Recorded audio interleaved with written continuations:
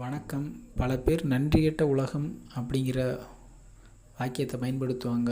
அந்த வாக்கியத்தை பயன்படுத்துறதுக்கு பதிலாக நன்றிகெட்ட மனிதர்களும் பயன்படுத்துங்க. ஏன்னா உலகத்தில் பல உயிரினங்கள் இருக்குது.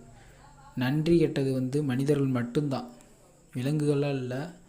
எடுத்துக்காட்டுக்கு இப்போ நம்ம ஒரு விவசாயி எவ்வளோ கஷ்டப்பட்டு ஒரு விவசாயம் செய்கிறாங்க அப்படின்னு நம்ம போய் ஒரு வீடியோ எடுத்து போடுறோம்னா அந்த வீடியோக்கு எந்த ஒரு சப்போர்ட் வராது. அப்போனா நன்றி கெட்டது மனிதர்கள் மட்டும்தான்.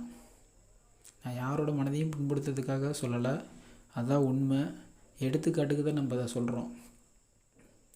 இதே நம்ம ஒரு வீடியோ எடுத்து இந்த வீடியோவிலையே இப்போ பார்த்து இருக்க வீடியோலேயே நம்ம ஒரு சினிமா பாட்டு, உழைப்பாளி இல்லாத நாடு தான் இங்குமில்லையே, நல்ல நல்ல ஏதோ ஒரு பாட்டு, இதுக்கு அந்த மாதிரி பாட்டை போட்டோம்னா, ஏதோ ஒரு சினிமா பாட்டை போட்டோம்னா அதுக்கு லைக் வரும், சப்போர்ட் வரும்.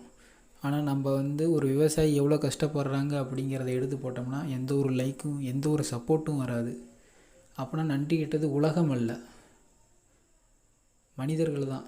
நான் எடுத்துக்காட்டுக்கு தான் சொல்கிறேன். இதை யாரோட மனதையும் புண்படுத்துறதுக்காக நான் சொல்லவே இல்லை. நீங்கள் எவ்வளோ தப்பாக கமெண்ட் பண்ணாலும் நான் அதை பெருசுப்படுத்த மாட்டேன். புரியுதுங்களா? நன்றி கெட்டது மனிதர்கள் மட்டும்தான், உலகம் அல்ல அப்படிங்கிறத மற்றவங்களும் புரிஞ்சுக்கணும்.